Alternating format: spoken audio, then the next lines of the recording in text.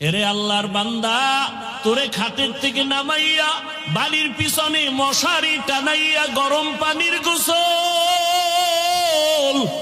কেউ কবর খনন করে এমন জায়গা যেখানে দিনেও যাইতে ভয় লাগে, ওখানে কবর খনন করবে, গোসল করায় কাফন পরাইয়া খাটে উঠাইয়া যখন জানাজার ময়দানে নিবে, জানালা দিয়া তোর মা কাঁদবে আর বলবে, আমার বাবারে কই নেও, শেষবারের মতো একটু চেহারাটা দেখায় যাও। আমার বাবায় বুঝি মা বলে আর কখনো আমাকে ডাক দিবে না। কবরের বাসিন্দা হইয়া যদি যাও, ওই কবরে মাটি দিয়া সবাই যখন বিদায় হবে, ওই কবরে তিনটা প্রশ্ন আমাকেও করবে, তোমাকেও করবে। রবের পরিচয় দাও, ধর্মের পরিচয় দাও, রাহমাতুল লিল আলামিনের পরিচয় দাও। ও বাবা, যদি কালেমা না নিয়া মৌতের বিছানায় পড়িয়া যাও, ওই কবরটা তখন আর কবর থাকবে না। আল্লাহর অর্ডারে জাহান্নামের গর্ত হয়ে যাবে, সাপের গর্ত হয়ে যাবে। একটা বেতের বাড়ি মশার কামড় সহ্য করতে পারো না রে বাবা, জাহান্নামের আগুনের গরম কেন সহ্য করবা? আজকে আমি বক্তা, তুমি শ্রোতা, আমি ইমাম, তুমি মুক্তাদি, আমি ডাক্তার, তুমি রোগী, তুমি গরিব, আমি ধনী, যত ভেদাভেদ করি না কেন, কাফনের মধ্যে যেদিন ঢুকবা সব বাহাদুরি শেষ হয়ে যাবে।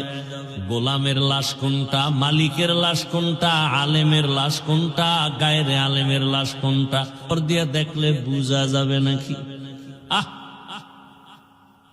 কাফনে ঢুকার পরে সব এক, কোনো ভেদাভেদ নাই, কে আলেম, কে মূর্খ, কে ধনী, কে গরিব, কোনো ভেদাভেদ নাই রে বাবা। কবরের সাইজটা একটু আলাদা হবে, ছাত্রের কবর একরকম, শিক্ষকেরটা আর এক রকম। এই কথা কন না কেন, ভাল লাগতেছে না? না, জিন্দেগি মে বন্দগি তু কর নাহি, জিন্দেগি মে বন্দগি তু কর নাহি,